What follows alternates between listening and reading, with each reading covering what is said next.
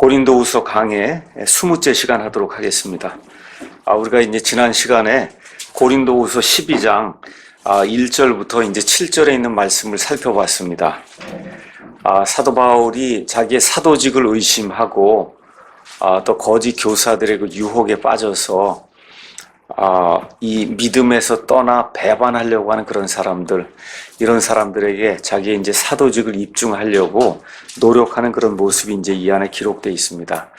그래서 사도 바울이 이제 다른 데와는 달리 어쩔 수 없이 자기의 사도직을 입증하기 위해서 과거에 자기가 행했던 그와 같은 일들, 내가 이러이러한 어려움을 당하면서 여러분에게 복음을 선포했다. 특히 육신적인 그러한 그 어려움은 고린도후서 11장에서 이제 이야기하고 있고, 고린도후서 이제 12장에서는 하나님께서 내게 보여주신 놀라운 그러한 계시가 있고 또 환상이 있다. 그래서 이와 같은 그 영적인 이 놀라움과 같은 그 신비들, 바울만이 체험했던 그런 것들, 이런 것들을 이제 성도들에게 알리는 그런 내용이 나와 있습니다. 그래서 지난 시간에 12장 1절부터 이제 그 6절에 나와 있는 말씀은 소위 우리 개혁성경에서 3층 천에 다녀왔다고 하는 이와 같은 그 말씀으로 이제 알려진 그 말씀, 사실 뭐 3층 천이 아니라 셋째 하늘입니다. 하나님 계시는 그 셋째 하늘에 이 사도 바울이 이제 체에 올라가서 그래서 말로 할 수 없는 그런 말을 이제 듣고 그리고 하나님의 그 영광을 본 그런 내용을 이제 이야기했습니다. 이거 이야기하면서도 그와 같은 일을 경험한 사람이 자기라고 표현하지 않고 3인칭을 사용하면서 겸손하게 자기 자신을 낮추는 그런 일이 이제 그 안에 기록이 되어 있습니다. 자, 이런 가운데 놀라운 이러한 영적인 체험을 한 가운데 일이 다 잘 풀릴 줄 알았는데 7절부터 사실 사도 바울 그 개인에게는 상당히 어려운 그런 일이 이제 생기게 됐죠. 여기 7절에 가서 보니까 계시들이 넘침으로 말미암아 하나님께서 그에게 보여주신 진리들이 너무 많은 거예요. 또 이와 같은 영적인 체험까지 한 겁니다. 이렇게 하다 보니까 내가 분량 이상으로 높여지지 않게 하시려고 많은 사람들이 사도 바울을 뭐 신령한 무슨 도사나 이런 것처럼 생각하고 이렇게 잘못하는 경우에는 고넬료라든지 아니면 계시록 끝에 가서 사도 요한이라든지 이런 데 가서 보면 천사나 아니면 사람에게 경배하는 그런 모습이 나오거든요. 그러니까 혹시 사도 바울이 사람들이 잘못 생각을 하고 사도 바울에게 와서 경배하거나 하면 큰일 나잖아요. 그러니까 이와 같은 일들을 이제 막으시려고 주께서 내게 육체 안에 가시고 사탄의 사자를 주사 나를 치게 하셨으니 이것은 내가 분량 이상으로 높여지지 않게 하려 하십니다. 그래서 바울이 어떤 병인지는 모르지만 몸에 평생토록 고칠 수 없는 그와 같은 그 심각한 어떤 질병을 가지고 있었다는 그런 사실, 그것이 하나님이 바울이 교만하지 않도록 하기 위해서 주신 그와 같은 육체의 병이다. 지금 7절이 우리에게 그렇게 이야기하고 있습니다. 저와 여러분도 사는 가운데 어려움 당하면 분명히 하나님께 이제 기도할 겁니다. 특히 살다 보면, 특히 나이가 들고 이렇게 하다 보면 몸 아픈 게 사실 가장 힘든 거거든요. 지금 바울도 하나님을 위해서 일생을 바치겠다고 하고 지난번에 말씀드린 대로 근한 2만 킬로미터를 걸어 다니고 배를 타고 다니며 하나님의 말씀을 이렇게 전하는데 그 당시에 그렇게 의술이 좋은 것도 아니고 약이 좋은 것도 아닌 그런 상태에서 이렇게 사탄의 사자가 와서 그의 몸을 괴롭게 하니까 바울도 굉장히 어려웠을 거예요. 다행히 누가라고 하는 그 의사가 그가 죽을 때까지 로마에까지 이제 쫓아가서 바울을 도와주는 그와 같은 아름다운 이야기가 이제 성경에 기록이 되어 있습니다. 하여튼 그럼에도 불구하고 여기 지금 8절에 가서 보니까 내가 이 일로 인하여 그것이 내게서 떠나가도록 주께 3번 간청을 했다. 많은 경우 저희가 몸이 아프면 뭐 3번만 간청하겠어요? 그냥 아침마다 저녁마다 정말 얼마나 많이 간청을 하겠습니까? 근데 이제 바울 같은 경우 이 문제를 놓고 심각하게 뭐 아침 저녁으로 기도하는 거 이런 거 말고 아마 여기 3번 기도했다고 하는 것은 무언가를 이렇게 작정을 하고 그리고 아주 심각하게 하나님과 대면해서 이 문제를 풀어야 되겠다 해서 3번 정도를 지금 여기 가서 보니까 하나님께 이제 간청을 했다. 그렇게 지금 이야기가 나오고 있어요. 자, 어느 누구도 경험해 보지 못했던 셋째 하늘에 있는 낙원에 갔다 온 사람이에요. 근데 그 사람이 지금 엄청나게 어려운 그런 그 몸의 질병을 겪으면서 큰 고통을 당하는 이러한 어느 면에서 패러독스, 아이러니가 지금 하나님의 가장 훌륭한 사도에게 지금 일어나고 있는 모습이 안에 이제 기록이 되어 있습니다. 자, 그래서 이제 9절 가서 보니까 세 번 간청을 했는데 그분께서 내게 이르시되 내 은혜가 내게 족하도다. 나의 강한 능력은 약한 데서 완전해지느니라 하셨느니라. 그러므로 내가 오히려 크게 기뻐하며 나의 연약한 것들을 자랑하리니 이것은 그리스도의 권능이 내 위에 머무르게 하려 함이라. 지금 교회 다니는 그런 많은 사람들 가운데 병을 고쳐준다 그러고 또 병을 낫게 해준다 그러고 뭐 이런 사람들이 이런 그 말씀을 들으면 어느 면에 좀 실망이 될 거예요. 또 저도 마찬가지예요. 제가 심각하게 병을 앓는데 하나님이 내 은혜가 내게 족하다 그렇게 이야기하고 고쳐주지 않으면 그 얼마나 그 실망이 되겠어요. 그렇지 않습니까? 지금 이런 상황이 지금 발생했을 때 바울이 이런 문제를 또 어떻게 다루고 있는가? 저와 여러분이 뭐 바울처럼 그렇게 뭐 훌륭한 그런 그 믿음을 소유하고 있다 이렇게 이야기할 수는 없지만 최소한 하나님의 사람이라고 할 때 우리의 그 자세는 좀 어떻게 될 것인가 이런 걸 통해서 좀 우리가 한번 생각해 보면 좋을 것 같습니다. 기도했는데 기도하던 내가 그 내용에 대한 응답이 있습니까? 없습니까? 없잖아요. 지금 이 사탄의 사자가 와서 제 몸을 괴롭히는데 하나님 이것을 제게서 제거해 주십시오. 다시 말씀드리지만 뭐 아침 저녁으로 기도하는 그런 스타일로 기도한 것이 아니라 무언가 작정을 하고 이게 너무나 괴로우니까 하나님 앞에 지금 3번을 신중하게 정성을 다해서 지금 기도를 했는데 하나님이 내 은혜가 내게 족하다. 그 병 너 평생 지니고 살아야 된다. 지금 그런 응답이 왔다는 겁니다. 그렇잖아요. 그러니까 기도하면 다 낫는다고 주장하는 건 그것은 거짓말이에요. 그러니까 어느 분이 목사에게 와서 병에 대해서 이야기하고 기도해 주십시오. 제가 기도합니다. 그럼에도 불구하고 목사가 기도하거나 본인이 기도한다 그래서 그런 병의 문제 이런 모든 것이 그냥 일시에 없어지거나 이렇게 되지 않는 경우도 얼마든지 있을 수 있다는 거예요. 그래서 히브리서 4장 16절 말씀 제가 한번 읽어보겠습니다. 저와 여러분이 어려움을 당하면 정말 아버지 하나님께 나아가서 정말 간절하게 울며 우리의 심정을 토로해야 될 때가 분명히 우리 삶 속에서 이제 있게 됩니다. 그래서 15절에 있는 대로 우리에게 계신 대제사장 예수님은 우리의 연약함의 감정을 몸소 느끼지 못하시는 분이 아니요 모든 점에서 우리가 똑같이 시험을 받으셨을 때 죄는 없으신 분이다. 그러니까 우리가 연약함의 감정을 가지고 이렇게 딱 타취할 때 이렇게 손을 이렇게 딱 댈 때 그 대는 그런 것을 느끼지 못하는 그런 분이 아니라는 거예요. 그러니까 저와 여러분이 우리의 사정을 하나님 앞에 아뢰을 때 하나님이 들어주신다는 겁니다. 이와 같은 이 하나님이 우리에게 계시기 때문에 대제사장이 우리에게 계시기 때문에 우리가 긍휼을 얻고 긍휼은 하나님이 우리를 불쌍히 여겨주는 거예요. 필요한 때에 도우시는 은혜를 얻기 위해 은혜의 왕좌로 담대히 갈 것이니라. 그래서 우리 성도라고 하면 어려움 당할 때 특히 하나님 앞에 나아가서 우리의 사정을 이야기하고 여기 있는 것처럼 필요한 때에 도우시는 은혜를 달라고 간구해야 그것이 마땅한 성도의 의무이기도 하고 어느 면에선 특권이기도 하다. 지금 성경이 그렇게 기록하고 있습니다. 자, 이와 더불어 또한 우리가 균형을 가지고 이제 봐야 될 말씀이 요한일서 5장에 나와 있습니다. 요한일서 잠깐 보겠습니다. 요한일서 5장 14절 가서 보니까 사도 요한이 우리에게 뭐라고 이야기하느냐? 그분 안에서 예수님 안에서 우리가 가진 확신, 담대함이 아니라 확신이에요. 확신은 이것이니 곧 우리가 그분의 뜻대로 무엇이든 구하면 그분께서 우리 말을 들으신다는 것이다. 가장 중요한 내용이 뭐냐? 그분의 뜻대로 된다는 거예요. 그분의 뜻대로. 저와 여러분의 뜻대로 되지 않는다는 겁니다. 이것이 우리 창조물의 한계이기도 하지만 지금 여기 이거를 사도 바울에게 지금 대입을 하면 사도 바울의 뜻은 이 병에서 벗어나는 거예요. 맞습니까? 근데 하나님의 뜻은 그 병에서 벗어나면 내가 교만하게 되면 내 자신이 멸망에 빠지고 그 다음에 너를 통해서 복음의 말씀을 들은 그런 많은 사람들이 어려움에 빠질 수 있기 때문에 내가 봤을 때 너에게 지금 가장 중요하고 필요한 것은 지금 이 상태로 그대로 지내는 거다. 아픈 가운데 내 자신을 낮추며 겸손하게 하나님과 사람 앞에서 내 자신을 낮추는 그와 같은 일이 사도 바울 내게 필요하다. 하나님 지금 그렇게 이야기하는 거예요.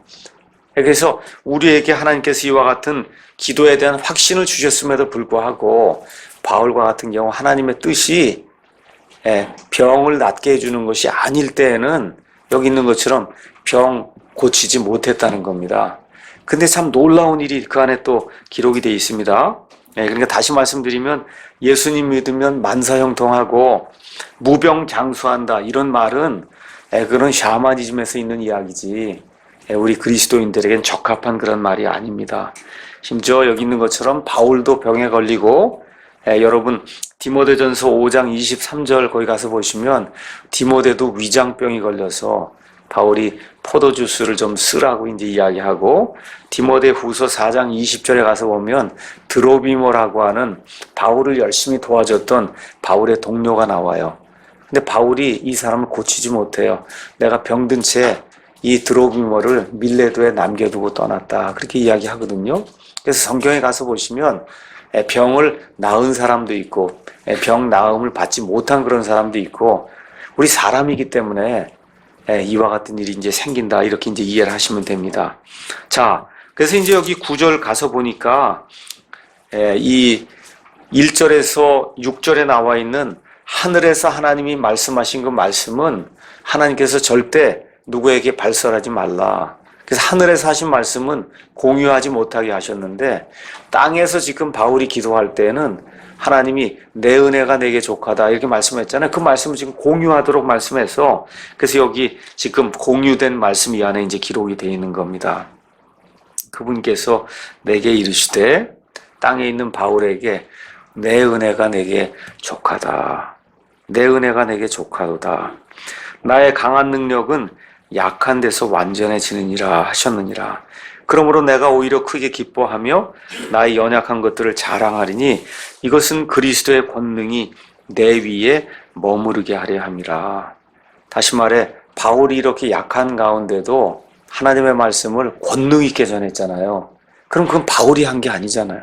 그렇죠? 바울이 강하고 모든 거 다 할 수 있고 말도 다 자기 잘 할 수 있고 이런 식으로 해서 이 말씀을 전했다고 하면 까딱 잘못하면 이건 바울의 능력으로 바울 자신의 힘으로 이 모든 것을 감당했다. 본인도 그렇게 이야기할 수 있고 주변에 있는 다른 사람들 그렇게 이야기해서 영광이 바울에게 갈 수 있다는 거죠. 근데 지금 가서 보면 바울이 너무너무 연약한 거예요.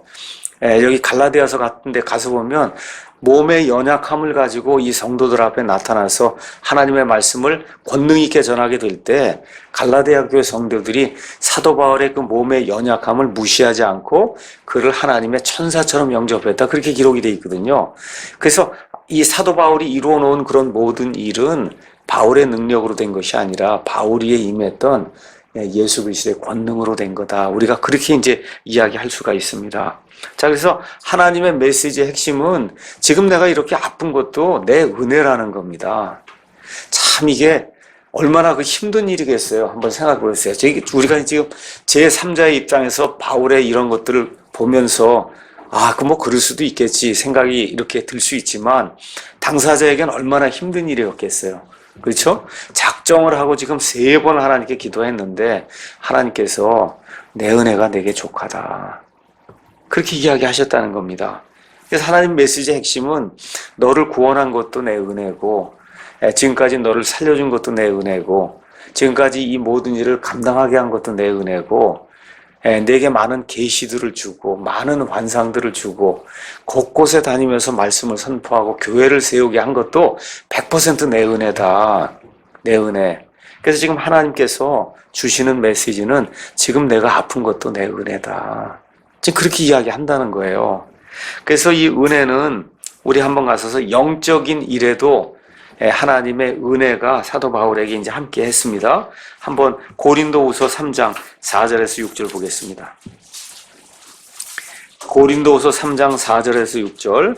우리가 그리스도를 통해 하나님을 향하여 이 같은 확신을 가지고 있으나 우리는 어떤 일이 우리 자신에게서 난 것으로 생각한 만큼 능력이 있지 아니하며 오직 우리의 능력은 하나님에게서 나느니라. 그분께서 또한 우리를 새 상속 언약 신약의 유능한 사역자로 삼으시되 글자의 사역자, 구약 시대에는 그 율법, 그 글자를 가지고 사역을 했는데 그 글자의 사역자가 아닌 영의 사역자, 성령님의 사역자가 되게 하셨으니 글자는 죽이되 영은 생명을 주느니라. 구원받게 하신 것, 이것도 하나님의 은혜고 구원받은 이후에 저와 여러분을 들어서 하나님의 일을 감당하는 이 사랑침례교회 목사로 또 집사로 우리 성도로 형제 자매로 이렇게 하나님이 삼아주신 것, 이런 것이 하나님의 크신 은혜다. 그래서 바울이 죽기 전에 디모데 전서 1장에서 자기의 그 소회를 지금 밝히고 있어요. 한번 잠깐 보겠습니다. 디모데 전서 1장 12절에서 17절, 이 목회자인 이 디모데에게 자기의 그 과거의 모든 경력을 이렇게 밝히면서 하나님이 내게 어떠한 은혜를 베푸셨느냐, 이렇게 요약을 해서 말씀하신 내용이 그 안에 기록이 되어 있습니다.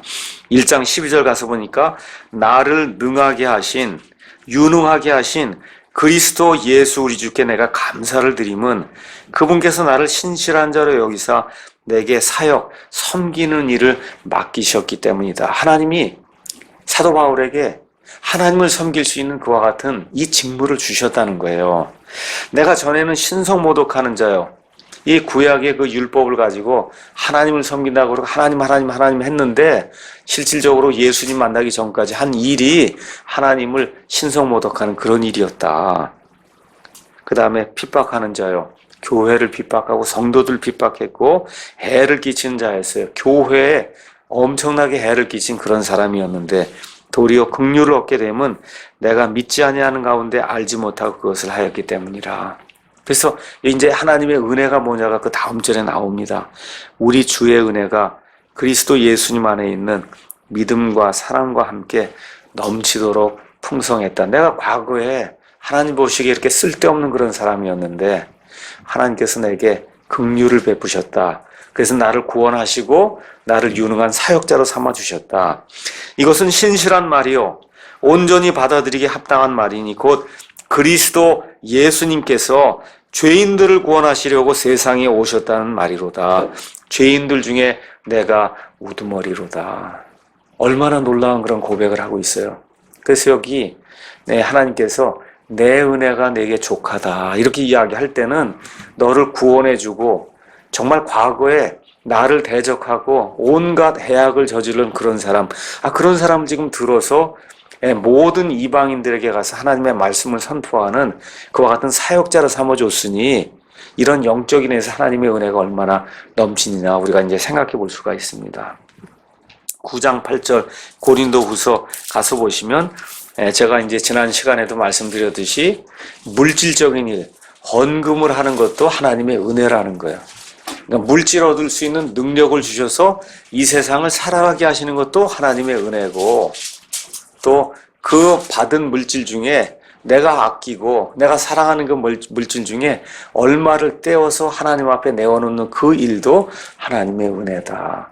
그 은혜가 내게 족하다. 지금 바울에게 하나님이 이렇게 말씀하시고, 여기 지금 고린도후서 12장 9절에는 내 몸에 생긴 그 일마저도 내 은혜가 내게 족하다. 지금 하나님께서 말씀하시는 거예요. 그러니까 구원받은 이 성도의 그 모든 삶이 처음부터 끝까지 하나님의 은혜로 풍족하다고 하는 그런 내용을 하나님이 우리에게 이제 말씀해 주십니다. 그래서 예수님의 그 은혜를 통해서 우리가 구원받고 구원받은 이후에도 하늘나라 갈 때까지 이 땅에 사는 그 모든 삶이 하나님의 은혜에서 유지가 된다. 자, 그 다음에 이제 우리가 또 생각해 봐야 될 것이 있어요. 우리가 기도할 때 항상 어떻게 기도해요? 이걸 좀 주십시오 하고 많이 기도합니다. 뭐 집을 주십시오. 제가 지금 차가 필요한데 차를 주십시오. 지금 건강이 좀 이렇게 악화가 됐는데 건강을 주십시오. 많은 경우 그렇게 기도하는 것이 당연한 일이에요. 하나님이 우리의 창조주시고 또 우리의 구원자시기 때문에 너무 당연한 일입니다. 사업이 너무 안 됩니다. 일이 꼬입니다. 아이들이 속을 썩여요. 교회에 어려움이 있습니다. 그럼 이거 고쳐달라고 저와 여러분이 기도하는 건 너무 당연한 일입니다.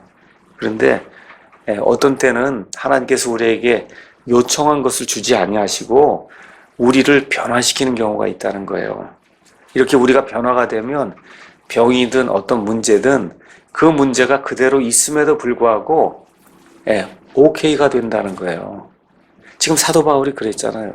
병에서 좀 나오면 좋겠습니다. 하나님께 지금 기도했어요. 병이 없어졌습니까? 그대로 있습니까? 그대로 있음에도 불구하고 더 이상 그 병이 그를 괴롭히는 인자로 작용하지 않았다는 거예요.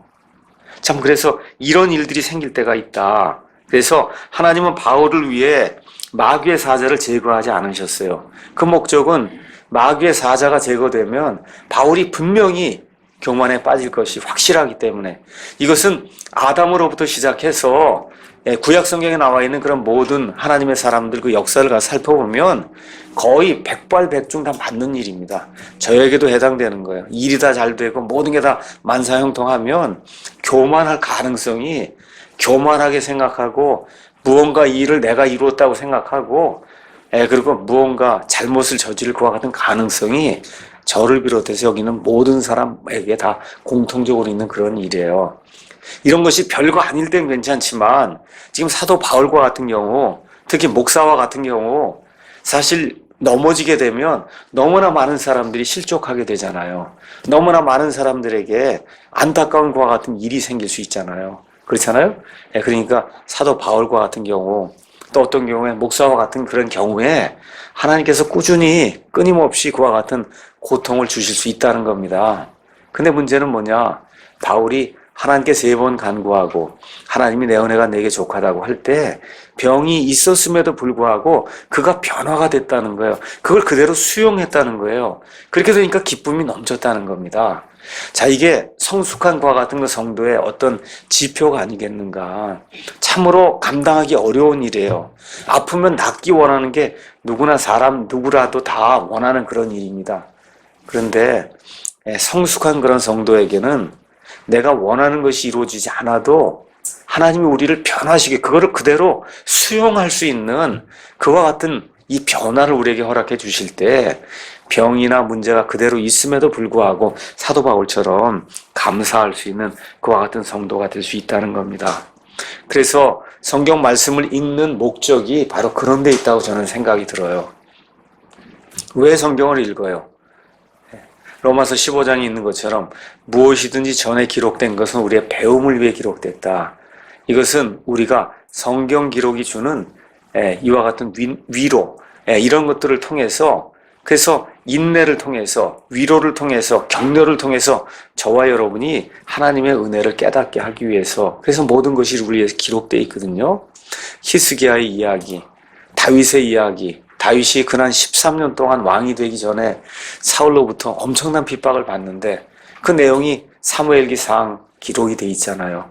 어찌나 많이 핍박을 받았는지 자기를 하나의 벼룩으로 생각할 그 정도로 나는 벼룩에 지나지 않는데 도대체 왜 사울 왕이 나를 이렇게 쫓아다니는가. 그것도 보통 관계가 아니에요. 자기 장인이 그를 죽이러 돌아다니는 거예요. 13년 동안 자기 장인이 어떻게 하든지 이 사위를 잡아 죽여야 되겠다고 군사를 풀어서 개를 쫓듯이 다윗의 표현대로 이야기하면 한 마리 벼룩을 잡아 죽이려고 그렇게 쫓아다니는 그런 일이 다윗의 삶 속에 13년 동안 지속이 됐거든요. 이렇게 된 이후에 그가 훌륭한 하나님의 일을 감당하는 이와 같은 하나님의 사역자가 됐고 사실 시편에서 우리가 얼마나 많은 위로를 얻습니까? 그 시편에 다윗이 기록해놓은 그와 같은 그 위로의 말은 다윗이 궁전에 있을 때 기록한 그런 시편이 아니에요. 목동 시절에 무명 시절에 그렇죠? 돈이 없을 때 또 이와 같이 사울의 추격을 받으면서 개가 쫓기듯이 쫓겨다니는 그와 같은 삶을 유대 광야를 떠들면서 살게 될 때 바로 그때 하나님을 이렇게 사랑하고 하나님을 간구하는 이와 같은 그 아름다운 그 시편이 그때 이제 기록이 된 거거든요. 그래서 저와 여러분의 삶 속에 반드시 고통이 오게 돼 있습니다. 그런데 우리가 조금 좀 성숙한 그런 성도라고 할 때는 이제 이런 것들을 좀 이렇게 좀 이기고 극복하는 그런 자리에 가면 좋을 것 같아요. 저도 이제 뭐 목회를 하다 보니까 사실 뭐 목회를 한다고 하는 것 자체가 좀 부끄러운 말입니다. 여러 성도들의 그런 모든 사정을 제가 제대로 알고 정말 그분들 위해서 하나하나 기도도 하고 그렇게 해야 되는데 지금 하고 있는 그런 그 목회라고 하는 게 어느 면에서 사실 말씀 사역하는 그런 목회지 성경 이야기하는 그런 그 목사로서 성도들 하나하나의 그런 이 아픔을 이렇게 달래주고 하는 그런 스타일의 목회는 제가 지금 못하고 있거든요. 그럼에도 불구하고 우리 성도들 가운데 지금 여기 있는 분들 가운데 이 가운데서도 그 아픔을 토로하고 이렇게 할 때 참 안타깝습니다. 참으로 안타까워요. 그래서 이와 같은 것들을 우리가 성경적으로 어떻게 이기고 나갈 것인가, 우리가 같이 기도하자. 그리고 같이 기도하고 생각날 때마다 기도하고 또 당사자도 하나님의 이런 말씀들을 기억하며 기도하고 우리가 구원받았다 해도 천국에 들어갈 때까지 우리 몸이 여기서 떠날까지는 슬픔과 고통을 안고 살 수밖에 없다는 거예요. 그래서 이런 것들을 잘 기억을 하면서 저와 여러분이 특히 제가 교회 목사로서 조금 더 이렇게 성숙하게 어려움과 고통도 좀 잘 견디고 이렇게 하면서 좀 모범이 되는 그런 삶을 살았으면 좋겠다. 이와 같은 좀 결심을 하게 됩니다. 요즘 상당히 뭐라 그럴까, 제가 좀 낙심되는 그런 일이 좀 많이 있습니다. 뭐 낙심이 뭐 병이 걸려서 낙심이 되거나 뭐 그런 것이 아니라 너무 삶이 단조로운 거예요. 너무 삶이 단조로워요.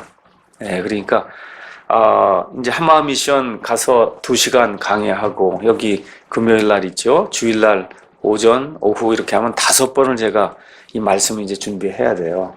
이 말씀 준비하고 지금 뭐 찬송가 이제 낸다 그래서 그 일도 지금 진행을 하고 이렇게 이제 하면서 또 학교에서 이제 아이들도 가르치고 이렇게 이제 하거든요. 근데 이게 너무나 똑같은 삶이 그냥 계속 똑같은 삶이 반복이 되는 거예요. 이번 주도 그거, 다음 주도 그거, 그 다음 주도 그거. 그러니까 어떤 분들은 성경을 연구하고 뭐 이렇게 하고 그러니까 계속 그러니까 얼마나 좋겠냐. 근데 어려울 때가 많이 있어요. 굉장히 너무 삶이 단순하니까 단조로우니까 어려움이 닥칠 때가 상당히 많이 있습니다. 그렇게 되면 이게 다운이 되거든요. 다운이 돼요. 그래서 이런 것들을 어떻게 이제 극복하면서 앞으로 더 나아가야 될 것인가. 이런 것이 제가 지금 안고 있는 그러한 숙제입니다. 숙제. 그래서 이렇게, 그래서 어제도 이제 한마음 미션 가서도 이야기했지만 사실 우리가 지금 믿고 있는 거는 요 안에 있는 글자를 믿는 거예요. 여러분 맞습니까?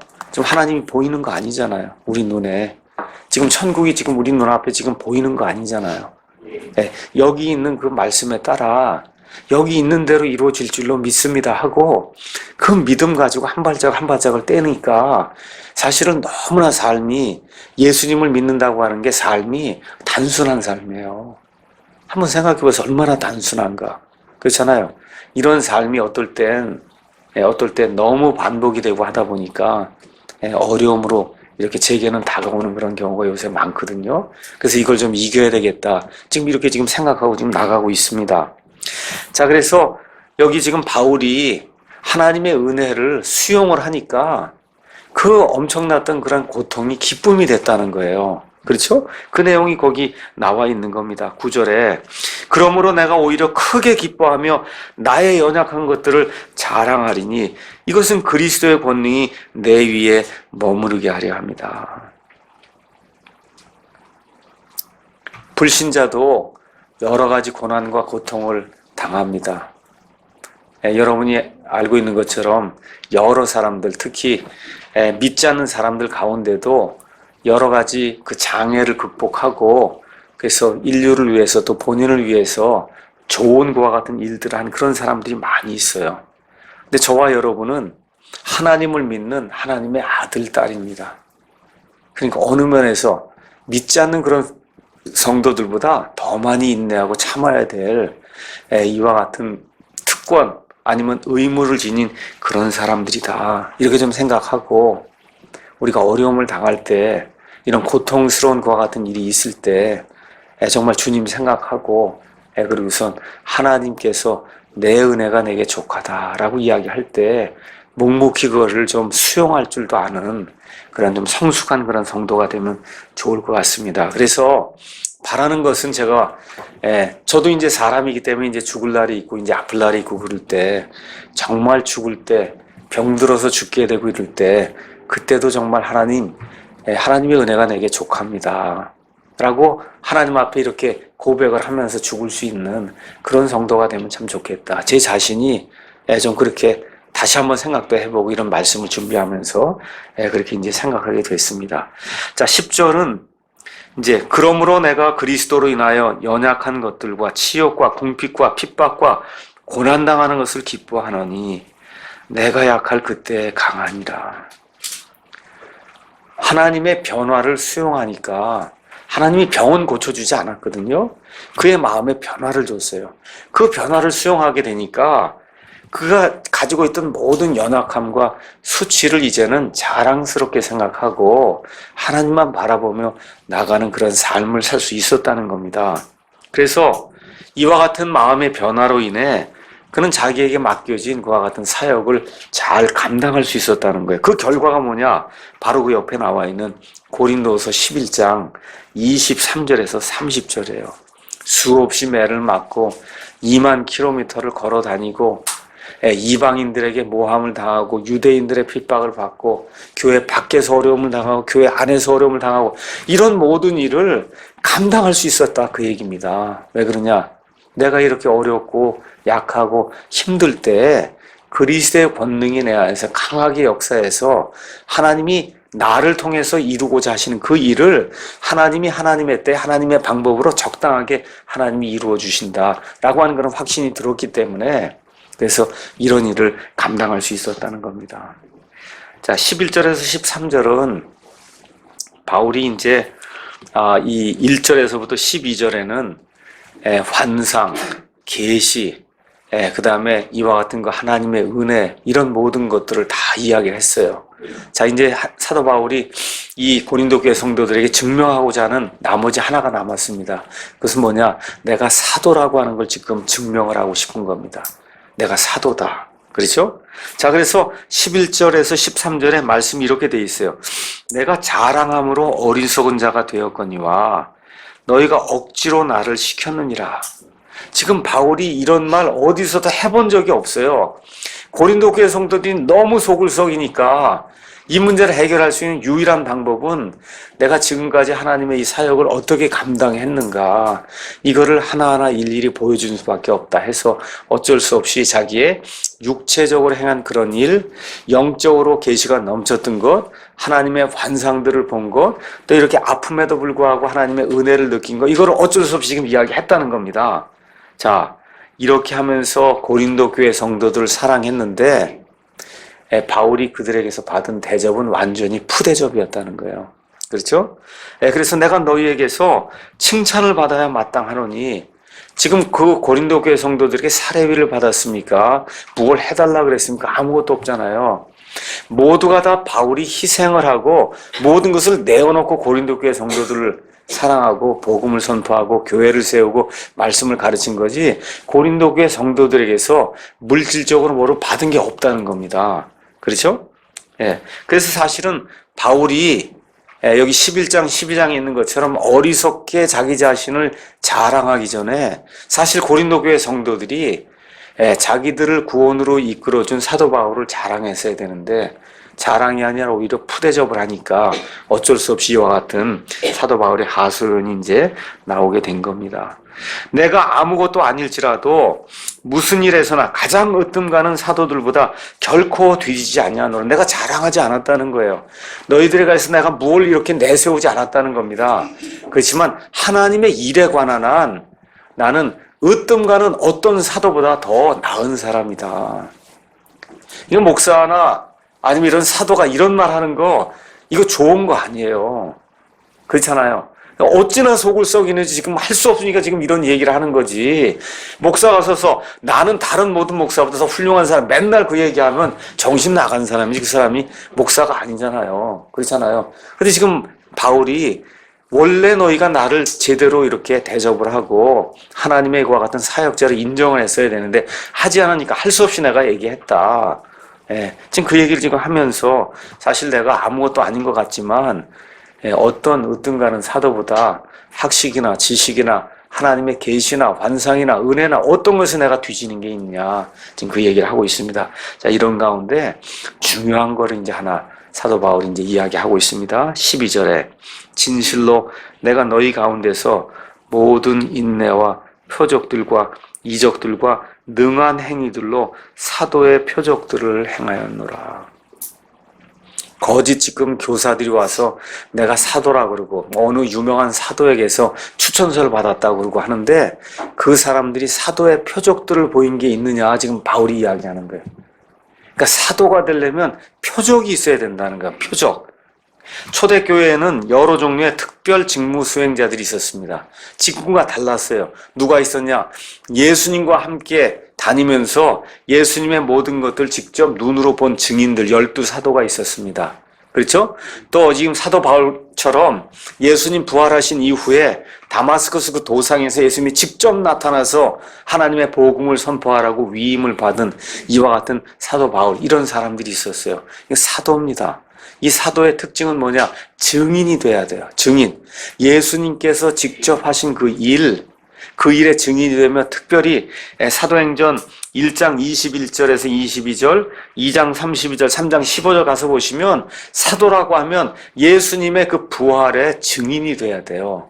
특별히 예수님을 직접 만난 사람이래야만 사도가 될 수 있어요. 그게 사도의 증거입니다.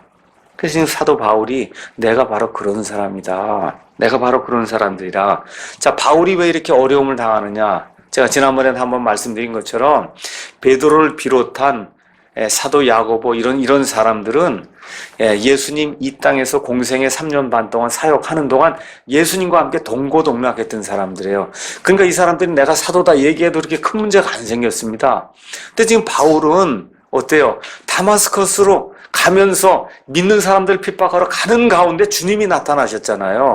나타난 그 이후에도 사도 바울이 사람들의 인정을 받기 위해서 예루살렘을 올라가거나 유명한 그런 사도들 밑에 가서 어떤 돕는 일이랑 이런 일을 전혀 안 했기 때문에 그래서 많은 사람들이 이 사도 바울의 사도직에 대해 의심을 했던 것이 사실입니다. 자, 그런데 사도는 말로만 사도가 되는 게 아니에요. 여기 지금 있는 것처럼 인내에 능해야 아주 엄청나게 인내를 해야 돼. 모든 인내와 그 다음에 표적들, 정말 하나님의 것들을 보여주는 그와 같은 어떤 특별한 표시가 있어야 된다는 거예요. 그 다음에 이적들 뭐예요? 말 그대로 원더풀한 엄청나게 놀라운 경이로운 그런 일들, 이런 일들을 하면서 사도의 표적들을 보여야만 사도라는 겁니다. 사도 바울이 죽은 사람 살렸어요? 살렸습니까? 예, 누굴 살렸어요? 유두고라고 하는 청년이 다락방에서 떨어진 거 사도 바울이 살렸습니다. 마귀를 내쫓았습니다. 그렇죠? 예, 이런 놀라운 일들, 죽은 사람을 살리고 병자를 낫게 하고 하나님의 이와 같은 권능들을 행하면서 말 그대로 하나님의 능력이 권능 있게 임하는 것을 밖으로 드러내어 보여줄 수 있는 이런 증거를 가진 그런 사람이었다. 자, 이런 사람이 지금 있습니까? 없습니까? 없어요. 지금 없어요. 지금 없어요. 어떤 사람이 지금 사도라 그러면 그 사람 정신 나간 사람 없습니다. 없습니다. 자, 또 초대교회엔 누가 있었느냐? 대언자가 있었어요. 대언자는 하나님의 말씀이 AD 90년경에 요한계시록을 통해서 완성이 될 때까지는 하나님이 직통 이렇게 말씀을 주는 분이 있었어요. 여기 우리 하원범 형제님한테 하나님의 계시가 직통으로 임하면 그럼 하영계님이 여기 전체 성도들에게 하나님께서 이렇게 말씀하십니다. 하나님의 말씀을 전달할 수 있는 그런 대언자들이 신약시대 초기엔 있었습니다. 그런데 AD 90년경에 요한계시록이 완성이 되면서 하나님의 말씀, 하나님의 모든 계시가 완성이 된 이후에는 그런 직통 대언하는 그런 대언자가 없어요. 한국말로 얘기하면 선지자라고 얘기하는 그런 사람이 없습니다. 지금 없어요. 지금은 뭐만 있냐? 에베소서 2장 20절, 4장 11절 이런 데 가서 살펴보면 목사 겸 교사, 목사는 가르치는 것도 잘 해야 되기 때문에 목사 겸 교사는 지금 이 시대에 있습니다. 또 뭐가 있냐? 이벤젤리스트, 복음 전도자는 지금 이 시간에도 있어요. 이와 같은 그 두 직무를 제외하고는 그리고는 하나님의 말씀 사역을 하는 그런 사람들, 이 사도라든지 대원자는 더 이상 존재하지 않습니다. 다시 한번 말씀드릴게요. 사도라고 하면 사도의 표적들을 보여야 돼요. 우리 한번 히브리서 말씀 한번 보겠습니다. 히브리서 2장 1절에서 4절 1절에서 4절 제가 3절 4절만 읽겠습니다. 우리가 이렇게 큰 구원을 소홀히 여기면 어찌 피할 수 있으리요. 이 구원은 처음에 주께서 말씀하기 시작하신 것이요 그분의 말씀을 들은 자들이 우리에게 확증한 것인데 하나님께서도 자신의 뜻에 따라 표적들과 이적들과 다양한 기적들과 성령님의 선물들로 그들에 대하여 증언하셨느니라. 그렇죠? 하나님께서 직접 이 신약 시대 초반에 하나님께서 이와 같은 놀라운 일을 할 수 있는 하나님의 사역자들을 통해서 하나님의 표적들과 기적들과 이적들과 엄청나게 놀라운 그런 일들을 하나님이 보여주셨다는 겁니다. 왜 그러냐? 구원에 관한 이와 같은 그 진리가 올바로 이렇게 선포가 될 수 있도록 하기 위해서 지금 성경이 지금 그렇게 이야기하고 있습니다. 자, 사도는 제가 지난번에 말씀드린 것처럼 파송을 받은 사람이에요. 누가 이렇게 보내서 이 일을 하라고 이런 임무를 주고 보낸 사람이에요. 그래서 성경에는 그와 같은 일을 하는 사람을 여기 사도라고 얘기하기도 하고 사자라고 얘기도 해요. 사자는 메신저, 메시지를 가져가서 전달한 사람이 메신저 사자입니다. 근데 여기 나와 있는 이 사도라고 얘기할 때는 누가 보내는 거냐? 예수님이 보낸 이 사자만 성경은 사도라고 이야기하고 있어요. 예수님이 보낸 그와 같은 메신저.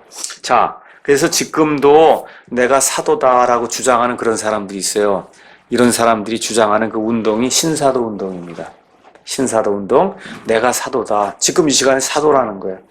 놀라운 기적도 행하고 표적도 행하고 뭐 이렇게 한다고 주장하는 그런 사람들이 있어요. 이와 같은 거 신사도 운동하는 이런 모든 사람들 성경적으로 이야기하면 하나님의 사역자가 아닙니다. 마귀의 가짜 사역자다. 지금은 있을 수 없는 그런 일이에요. 시대가 바뀌었어요. 하나님의 완전한 말씀이 우리에게 있기 때문에 무언가 이 엄청난 그런 일들을 한다고 하면서 속이는 그와 같은 일들, 고린도후서 11장에 나와 있는 것처럼 마귀의 사역자들이 그와 같은 일을 한다. 있을 수 없는 일입니다. 자, 그래서 저와 여러분이 이와 같은 것들을 보면서 좀 생각을 해봐야 될 게 있어요. 임무를 잘 수행하는 주일학교 우리 교사들, 또 임무를 잘 수행하는 목사, 이런 거를 교회가 너무 당연한 것을 생각하면 안 된다는 거예요. 제가 과거에 목사를 하기 전에 너무나 이 성도로 지내면서 목사들의 횡포를 많이 받기 때문에 그래서 말씀을 선포하거나 할 때도 가능하면 성도들 편에서 제가 말씀을 많이 선포해요. 성도들의 입장에서. 근데 이걸 자꾸 또 잘못해서 오해를 하면 안 된다는 거예요. 제대로 행하는 그런 교사나 제대로 행하는 그런 목사는 잘 대접을 해야 된다는 거예요. 바울이 그러지 않았습니까? 지금 여기 원래대로 하면 너희가 나를 잘 대접했어야 되는데 말 그대로 완전 푸대접을 하다 보니까 어쩔 수 없이 내가 지금 자랑할 수밖에 없는 이런 상황이 됐다. 교회가 이렇게 되면 곤란하다는 거죠. 그렇죠? 이렇게 되면 안 된다는 겁니다. 그래서 디모데전서 5장 17절에 사도 바울이 뭐라고 이야기하느냐? 잘 다스리는 장로들, 목사들, 또 감독들, 두 배나 존경할 자로 여기되 특별히 말씀과 교리로 수고하는 자들에게 그리할지니라. 바울이 한 30년 동안 하나님의 말씀을 선포하는 그런 일들을 하고 다니면서 결론의 말씀을 지금 여기 목회 서신에 주고 있잖아요. 그렇죠? 누구에게 주고 있는 거냐? 디모데에게 주고 있는 거예요. 근데 디모데에게 주고 있는데 디모데가 지금 목회자잖아요. 목회자에게 주면서 지금 이런 말씀을 주고 있는 거야. 잘 다스리는 그런 목사들, 또 교회에 말씀을 잘 전달해서 아이들 양육을 잘 시키는 그와 같은 성경 교사들, 또 주일학교 교사들, 두 배나 존경할 자로 여기되 특별히 말씀과 교리로 수고하는 자들에게 우리 교회가 마땅히 그렇게 해야 됩니다. 히브리서 13장 7절 또 17절에 가서 보니까 바울이 역시 또 히브리서를 마감하면서 똑같은 말씀을 우리에게 이제 주고 있습니다. 13장 7절. 하나님의 말씀을 너희에게 일러주고 너희를 다스린 자들 기억하며 그들의 행실의 결말을 깊이 살펴보고 그들의 믿음을 따르라. 17절에 너희를 다스린 자들에게 순종하고 복종하라. 그들은 마치 자기가 회개 보고할 자인 것 같이 너희 혼을 위해 깨어 있나니 그들이 기쁨으로 그것을 하게 하고 근심으로 하게 하지 말라. 근심으로 그 일을 하게 되면 그것이 너에게 유익을 주지 못한다. 지금 성경이 그렇게 이야기하고 있습니다.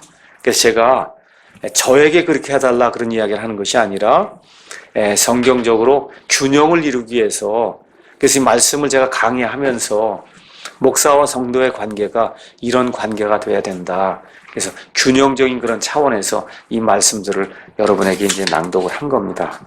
자, 마지막으로 이제 바울이 목사의 자세에 대해서 14절에서 18절에 기록을 하고 있습니다. 참 반성이 많이 되는 그런 부분이에요. 왜 그러냐? 이렇게 속을 썩이면 저 같으면 아유 빨리 그만두고 나가야 되겠다 이렇게 생각을 하고 이제 상종하지 않고 아니 뭐 너희만 사람이냐 아니면 너희만 성도냐 딴 데 가서 교회하면 되지 뭐 이렇게 지금 생각할 수 있는 거 아니에요. 그렇잖아요. 근데 그 바울의 심정이 그렇지 않더라고요. 그래서 제가 또 좀 반성을 하게 됐습니다. 반성을. 자, 14절 거기 가서 보니까 보라 내가 세 번째 너에게 갈 준비가 되어 있다. 우리 같으면 이제 그만 가도 되지. 그렇잖아요. 이거 뭐 이렇게 속을 썩이는데 뭐 하러 가겠어요. 근데 바울이 내가 세 번째 갈 준비가 돼 있다. 어떤 심정으로 가냐? 부모의 심정으로 간다는 거예요. 너에게 짐이 되지는 아니하리라. 참 좀 애절하지 않아요? 그렇잖아요. 너에게 내가 세 번째 너에게 가려고 그러는데 짐이 되지는 않는다. 그렇죠? 나는 너희 재물을 구하지 아니하고 너희를 구하노니 너희가 나 잘 섬겨달라고 내가 그렇게 얘기하는 거 아니다. 너희가 예수님 안에서 올바로 서서 하나님께서 인정하신 그런 일꾼이 되는 거, 그건 내가 그거 원하는 거지 너희에게서 무슨 재물 바라는 게 아니다. 자녀들이 부모를 위해 모아두지 아니하고 부모가 자녀들을 위해 하느니라. 얼마나 멋있어요. 그렇잖아요. 자식들이 이걸 이해하겠어요? 지금 바울이 자기가 이렇게 세워놓은 그 고린도 교회 그 성도들을 자기의 아들, 딸처럼 지금 생각을 하면서 부모가 자식을 위해 희생하지 자식이 부모를 위해 희생하는 거 뭐 희생하겠지만 그 정도가 사실 이렇게 비교해보면 뭐 상대가 안 되지 않습니까? 바울의 심정이 그런 거예요. 내가 부모의 심정을 가지고 부모가 아니면 지금 가겠습니까 거기? 사도가 아니라 그러고 당신 오지 말라 그러고 이렇게 지금 하고 있는데 그거 가겠어요? 바울이 내가 가긴 가는데 부모의 심정으로 간다. 또 너에게 짐을 이렇게 지우지 않을 거다. 내가 너희를 섬기면 섬기지 내가 너에게 섬김을 받으러 가는 게 아니다. 그러면서 15절에 참 또 슬픈 이야기가 나와 있습니다. 너희를 더욱 넘치게 사랑할수록 내가 덜 사랑받는다 할지라도. 자, 이게 얼마나 아이러니해요. 그렇잖아요. 사도 바울이 온 모든 걸 다 바쳐갖고 이 성도들을 사랑하는데 성도들은 덜 사랑한다. 날이 갈수록. 많은 경우 자식들이 그렇지 않습니까? 많은 경우 그래요. 이 아이들로부터 시작해서 점점 잘하면 잘할수록 그럴수록 많은 경우가 부모를 덜 사랑하게 돼요. 지금 바울이 지금 우리 세상에서 일어나는 그런 현실을 지금 이야기하는 거예요. 교회 안에서 목사와 성도의 관계도 이렇게 되면 얼마나 이 불행한 그런 관계일까. 목사가 열심히 사랑하고 열심히 일하는데 성도는 더 싫어한다. 이거 지금 말이 되겠어요? 그렇잖아요. 그래서 지금 이와 같은 거 아이러니를 이 안에 지금 표현하고 있습니다. 그런다 할지라도 나는 너희를 위하여 가진 것을 매우 기쁘게 쓰고 나 자신을 쓰리라. 내가 가지고 있는 모든 거 다 너희 위해 쓰마. 심지어 내 몸도 다 너희를 위해 바치마. 지금 바울이 그렇게 이야기하고 있는 겁니다. 자, 그러나 그렇다 해도 내 자신까지도 너희를 위해 다 내어준다 해도 나는 너에게 짐을 지우지 아니하였노라. 확실히 내가 이야기하는데 난 너희에게서 무언가 받은 거 하나도 없다. 거짓 교사들이 주장하는 것처럼 그렇게 행한 건 나는 하나도 없다. 지금 그 얘기를 하고 있습니다. 그래서 그 다음에 가서 보니까 그럼에도 불구하고 내가 간교하게 행하여 너희를 속임수로 사로잡았도다. 지금 바울이 냉소적으로 이야기하는 겁니다. 지금 나는 너에게 짐을 지우지 아니하였다. 그렇게 얘기하면서 그럼에도 불구하고 내가 간교하게 행하여, 이게 사실은 누가 얘기하는 거예요? 거짓 교사들이 하는 말이잖아요. 저 바울이 간교하게 해갖고 그래서 속임수로 너희를 사로잡았다. 그걸 지금 바울이 자기 입으로 다시 얘기하는 거예요. 냉소적으로 이 고린도 교회 성도들에게 그렇게 이야기하는 겁니다. 자, 16절. 그래서 여기 가서 보니까 바울의 유일한 잘못은 그들에게 짐을 지우지 않은 거라는 거예요. 그 참 목사가 이렇게 되면 얼마나 멋있는 목사일 것 같아요. 얼마나 멋있지 않아요? 바울이 유일하게 그 교회에 잘못한 거는 그 성도들에게 짐을 지우지 않은 거래요. 그렇지 않습니까? 교회를 하다 보니 이러한 일들이 우리에게 생기는 것을 저도 목격을 하게 돼요.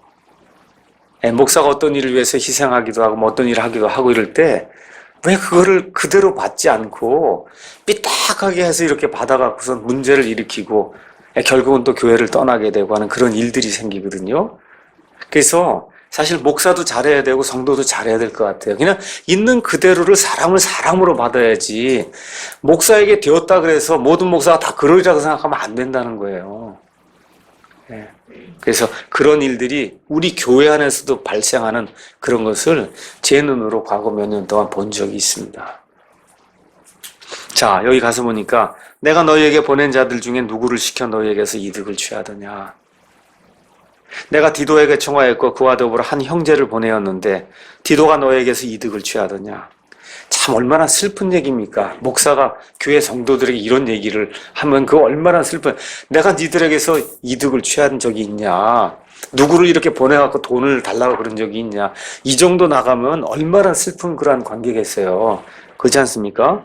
우리가 같은 영 안에서 걷지 아니하잖아. 우리가 같은 보조로 걷지 아니하더냐. 나나 디도나 내가 보낸 모든 사역자들이 동일한 그 성령님 안에서 같은 이 보조로 똑같은 그런 방식으로 너희를 섬기며 너희에게 복음을 선포하고 너희를 사랑하지 않았냐.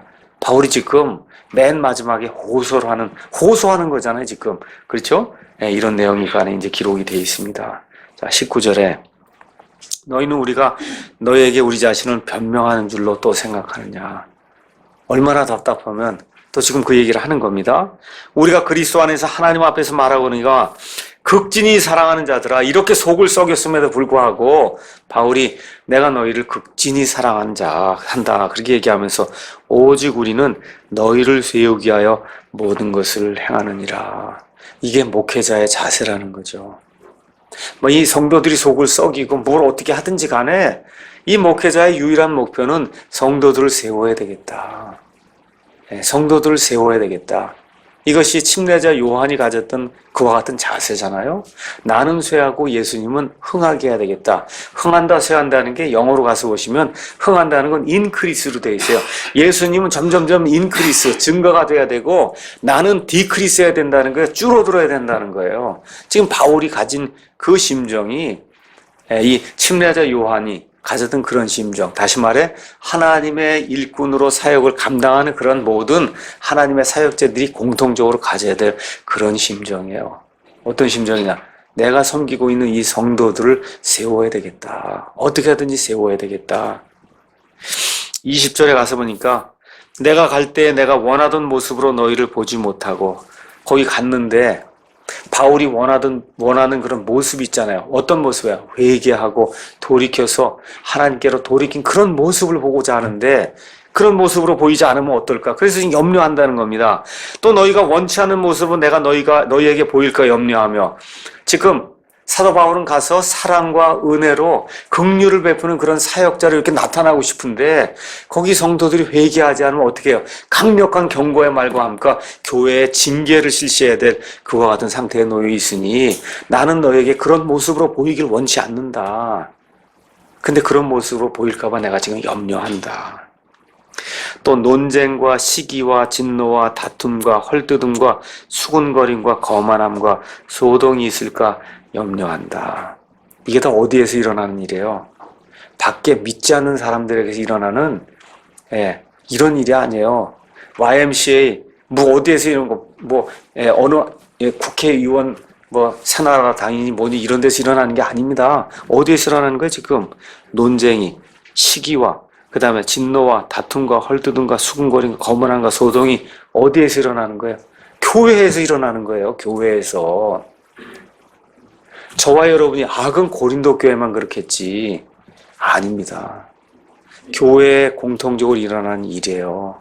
그래서 저와 여러분이 같이 교회를 하면서 이런 일이 생기지 않도록 목사는 목사로서 우리 성도는 성도로서 여기 있는 거 논쟁하고 서로 시기하고 미워하고 그래서 그냥 분노하고 진노하고 다투고 중상모략 헐뜯고 수군수군대고 교만하게 자기를 높이고 그리고 결국은 안 되면 파당을 지어갖고 그냥 소동을 일으키고 이런 모습이 고린도 교회 안에 있을까봐 내가 걱정을 한다는 거예요.